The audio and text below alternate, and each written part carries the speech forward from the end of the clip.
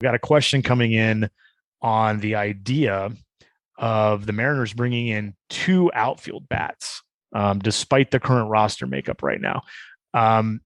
Basically, the questions are, can they do it and make it fit?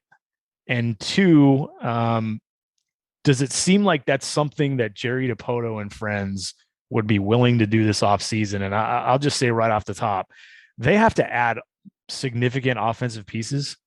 So what they do in the outfield, at least that second guy that you're talking about, whether it's Suzuki and Conforto or 2 completely different players, what you're doing in the outfield depends on what you're able to do at third base or at second base. I'm not going to sit here and suggest that they're going to sign Chris Bryant and call it a day. Maybe they go sign Chris Bryant and Trevor Story. I'm not going to sit here and tell you it's going to be one or the other either. Maybe it is both, and they kind of stand pat for the most part in the outfield, with the exception of a kind of a bench guy that can play defensively in center field. I don't know. But if you end up not getting the offensive pieces that you want around the infield, you have to get it from somewhere. And the outfield is a really good spot to do it. And Joe, before I flip this over to you, the reason why Seiya Suzuki and Michael Conforto might make tons of sense there is, at least at this point, I don't think either player is the long-term type. I think Suzuki's more of a 3-year with an option kind of a type signing. I think Michael Conforto might be a 1 or a 2-year type, so he can have a better year and then go back out on the market next year.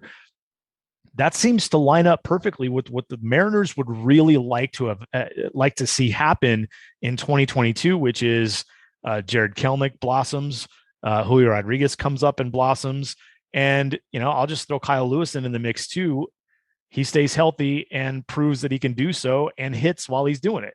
There's your 3 outfielders for 2023 in a perfect world. But we know that we don't live in a perfect world. And if you have to go out and sign a Seiya Suzuki for 2, 3, 4 years, or Michael Conforto for more than 1 year, you might just have to do that because the offense has to come from somewhere. If it's not going to come from second and third base, it has to come from somewhere, and that means the outfield.